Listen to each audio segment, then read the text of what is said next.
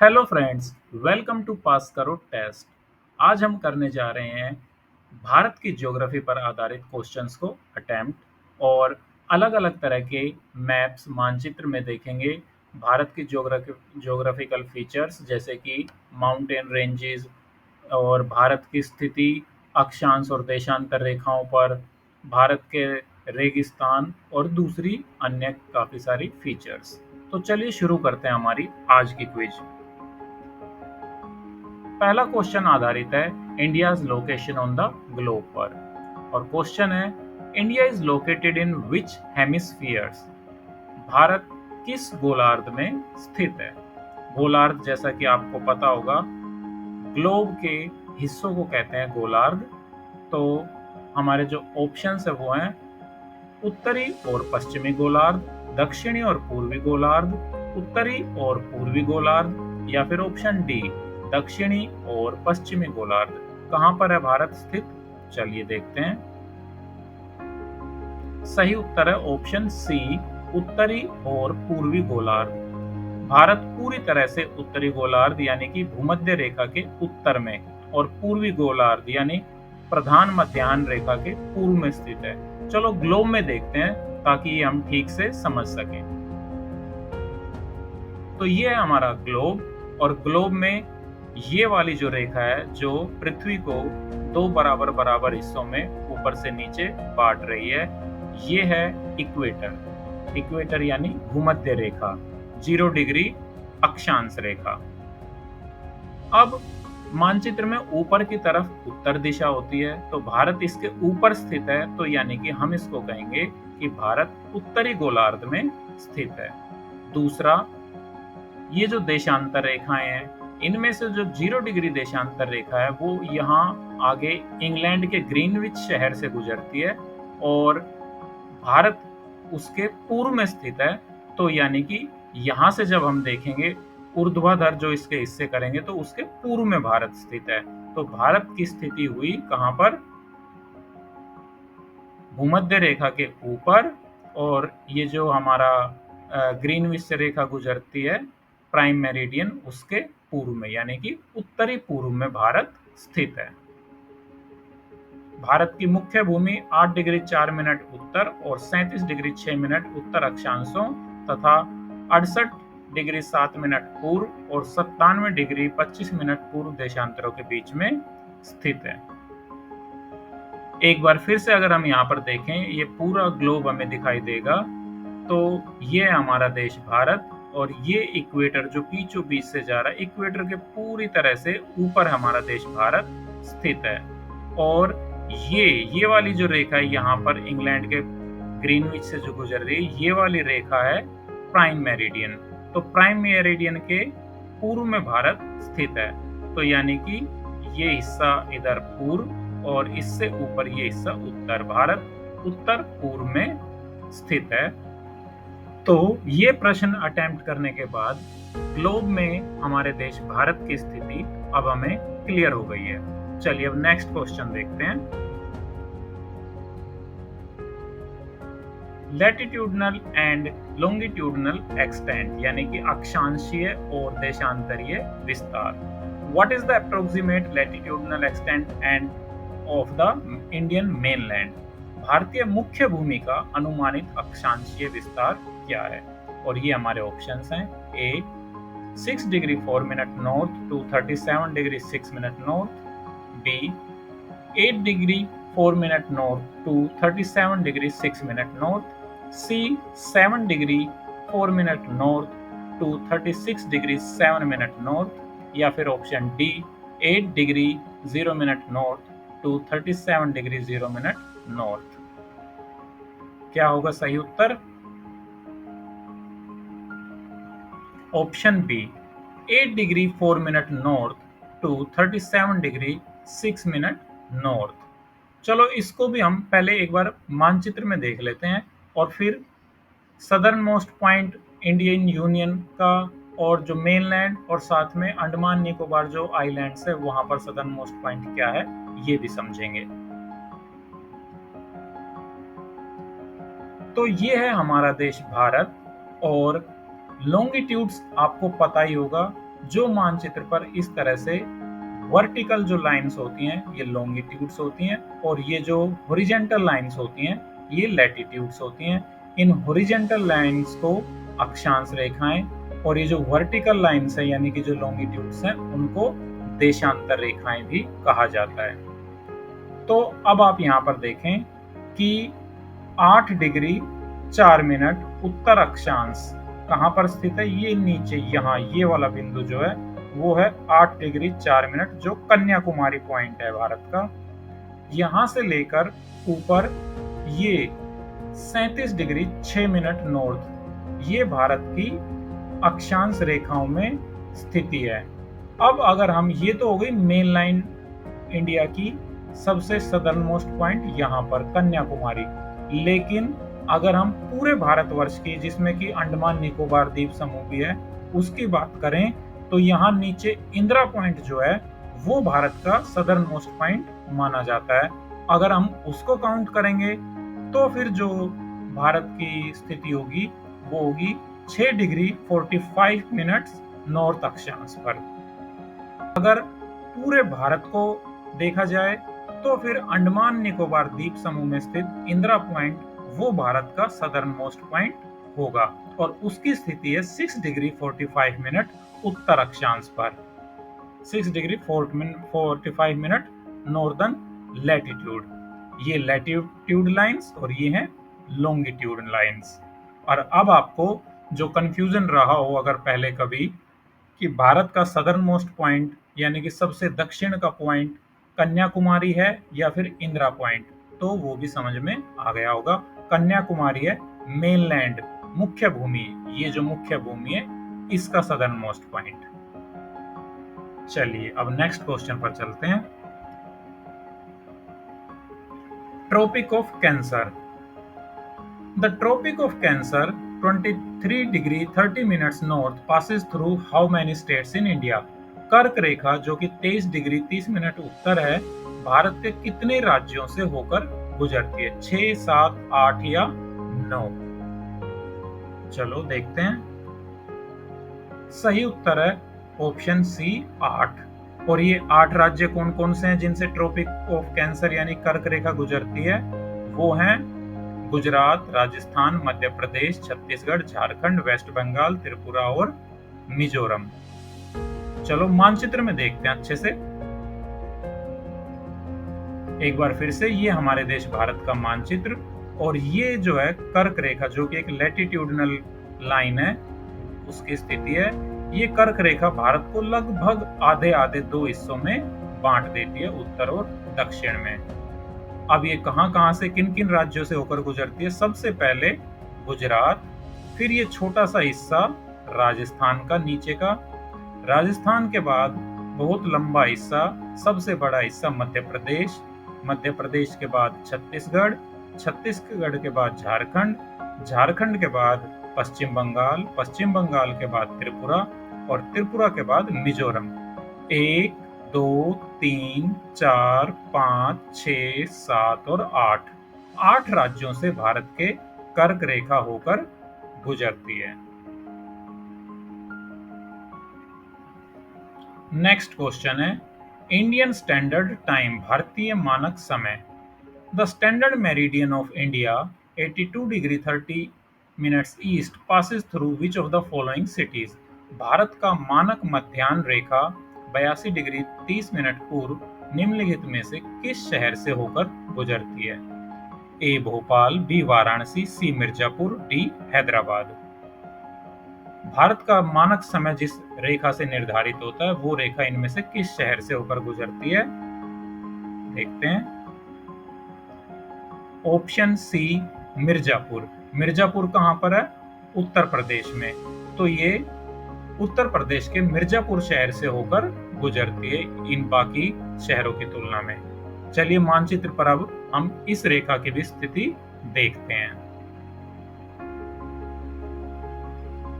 ये है भारत की मानक समय की रेखा, standard meridian.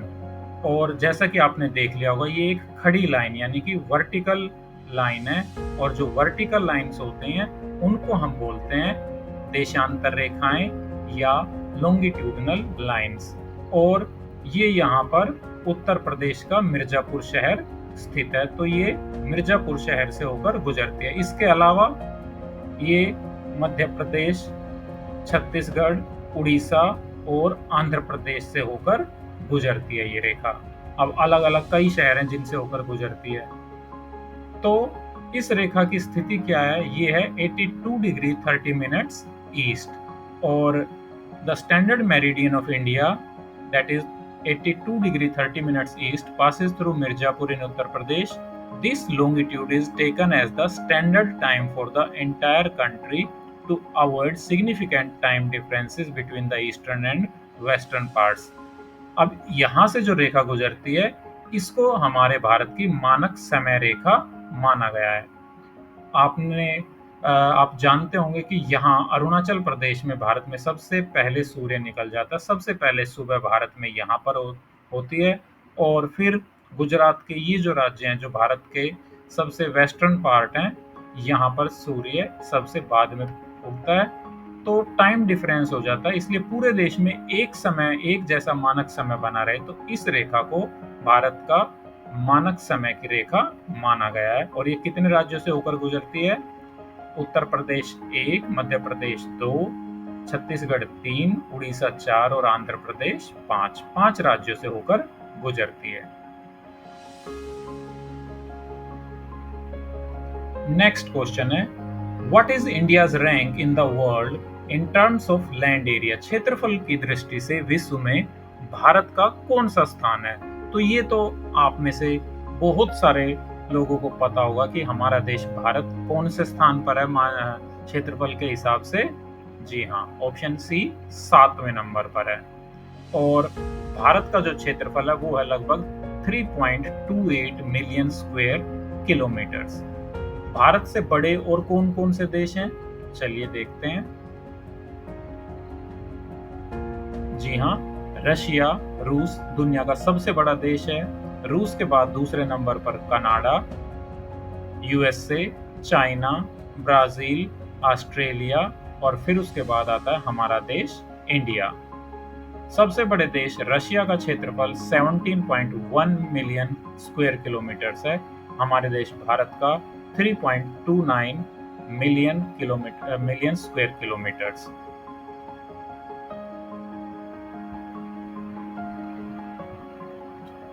Longest coast line, सबसे लंबी तटरेखा। Which Indian state has the longest coast line? Bharat के किस राज्य की तटरेखा सबसे लंबी है, समुद्र के साथ जो रेखा होती है? Option A Tamil Nadu, B Gujarat, C Andhra Pradesh, D Maharashtra. तो अगर आप पास करो टेस्ट के वीडियो देखते रहते हैं तो आपको इस प्रश्न का उत्तर जरूर पता होगा, क्योंकि अभी कुछ दिन पहले हमने भारत की ज्योग्राफी पर आधारित एक और वीडियो पहले भी डाला था।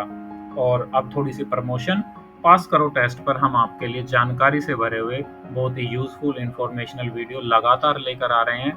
अगर आपने हमारे चैनल को सब्सक्राइब नहीं किया तो प्लीज़ सब्सक्राइब कर लीजिए। वीडियो अगर पसंद आता है तो वीडियो को लाइक कर दीजिए, और अगर आपको लगता है कि इससे दूसरों को भी कुछ बेनिफिट हो सकता है तो उनके साथ इन वीडियोस के लिंक्स शेयर कीजिए। चलिए अब हम देखते हैं क्या है इस प्रश्न का उत्तर। Option B Gujarat. गुजरात की तटरेखा सभी भारतीय राज्यों में सबसे लंबी है। एक बार फिर से हम मानचित्र पर ही चलते हैं। ये हमारे देश भारत का मानचित्र, और ये राज्य हैं जिनकी तटरेखाएं हैं। कौन कौन से राज्य हैं जो समुद्र से मिलते हैं? गुजरात, महाराष्ट्र, गोवा, कर्नाटक, केरल, तमिलनाडु, यूनियन टेरिटरी पुडुचेरी, आंध्र प्रदेश, उड़ीसा और वेस्ट बंगाल। इन राज्यों की जो सीमाएं हैं वो समुद्र से मिलती हैं। कितने राज्य हुए? 1, 2, 3, 4, 5, 6, 7, 8, 9 राज्य। तो इनमें से सबसे लंबी जो तटरेखा है वो गुजरात की है। गुजरात की तटरेखा देखिए, ये यहाँ से अंदर की तरफ समुद्र चला गया है। इसी तरह से फिर ये लंबी रेखा फिर यहाँ से फिर अंदर की तरफ समुद्र चला गया है। अगर हम इसको सीधा करके देखें तो ये बहुत लंबा हो जाता है, और यही भारत की सबसे लंबी समुद्री तटरेखा है किसी राज्य की। गुजरात की जो तटरेखा है उसकी लंबाई है 12,147 किलोमीटर। दूसरे नंबर पर आता है आंध्र प्रदेश। आंध्र प्रदेश की कोस्ट लाइन या तटरेखा की लंबाई है 9,740 किलोमीटर। फिर उसके बाद आता है तमिलनाडु, जिसकी तटरेखा की लंबाई है 9,069 किलोमीटर।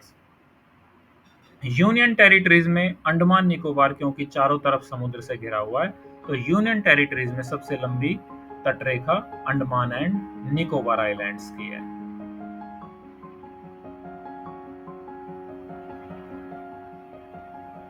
नेक्स्ट क्वेश्चन है southern most point of mainland. अब ये तो हम पहले डिस्कस कर ही चुके हैं, तो इसका उत्तर देना आपके लिए बहुत आसान होगा।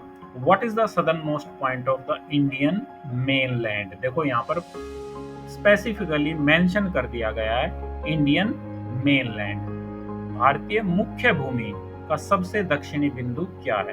तो मुख्य भूमि का क्या होगा सबसे दक्षिणी बिंदु? ए इंदिरा पॉइंट, बी कन्याकुमारी, सी कावरत्ती या डी पोर्ट ब्लेयर। अब आप बताइए, कोई कंफ्यूजन है?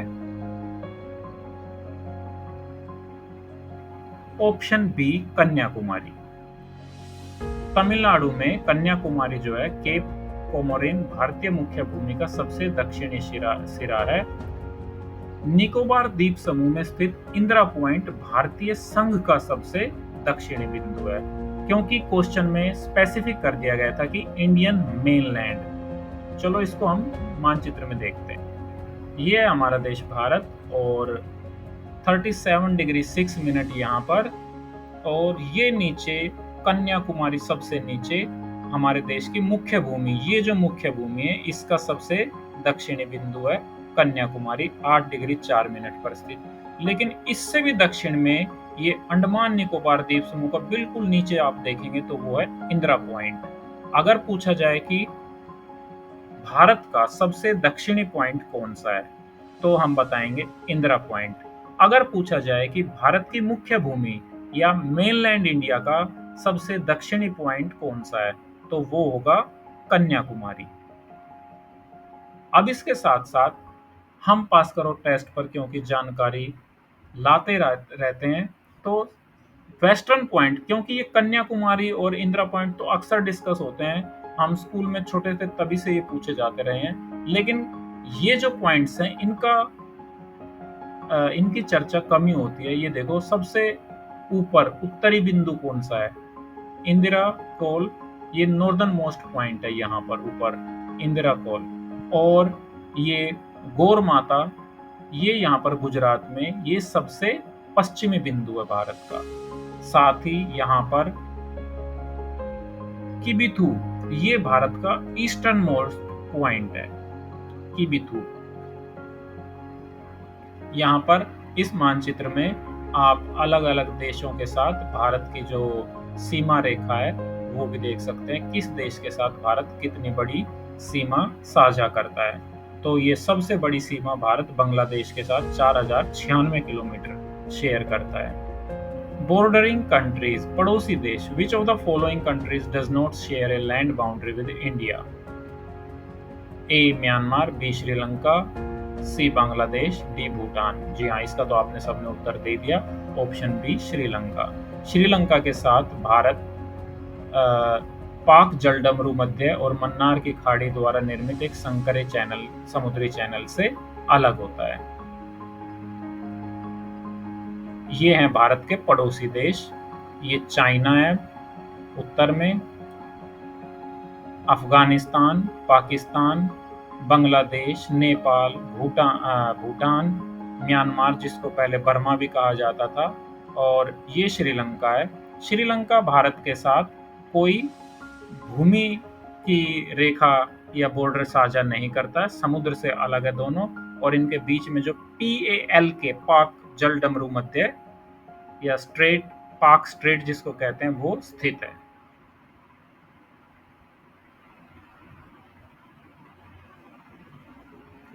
मेजर माउंटेन रेंजेस, प्रमुख पर्वत श्रृंखलाएं। Which mountain range forms the northern boundary of India? Bharat की उत्तरी सीमा कौन सी पर्वत श्रृंखला बनाती है? अरावली रेंज, वेस्टर्न घाट्स, हिमालयाज या Satpura range? Option C, Himalaya. The Himalayas, one of the youngest and highest mountain ranges in the world, stretch across India's northern border, forming a formidable natural barrier. Himalaya दुनिया की सबसे युवा और सबसे ऊंची पर्वत श्रृंखलाओं में से एक है। ये भारत की उत्तरी सीमा पर फैली हुई है, जो एक दुर्जय प्राकृतिक बाधा भी बनाती है। हमारे देश की एक दीवार की तरह खड़े रक्षा करता है हिमालय पर्वत। ये यहाँ पर है हिमालय पर्वत। देखिए इस मानचित्र में बहुत जानकारी भरी हुई है। ये हिमालय पर्वत जो मुख्यतः एक नवीनतम, एक नई पर्वतमाला है अगर अन्य पर्वतमालाओं से तुलना की जाए तो। ये यहाँ पर है अरावली पर्वतमाला, Vindhya range, Satpura range, western Ghat और ये ईस्टर्न घाट। यहाँ पर है सुंदरवन का डेल्टा। तो यहाँ पर हिमालय की स्थिति आपने देखी। The great Indian desert, Thar रेगिस्तान। The great Indian desert is also known as, Bharat के विशाल या महान रेगिस्तान को किस नाम से जाना जाता है? सहारा रेगिस्तान, थार रेगिस्तान, गोबी रेगिस्तान या अटाकामा रेगिस्तान? किस नाम से जाना जाता है? ऑप्शन सी, थार रेगिस्तान। थार रेगिस्तान, जिसे भारत का महान या विशाल रेगिस्तान भी कहा जाता है, भारतीय उपमहाद्वीप के उत्तर पश्चिमी भाग में एक बड़ा शुष्क क्षेत्र है।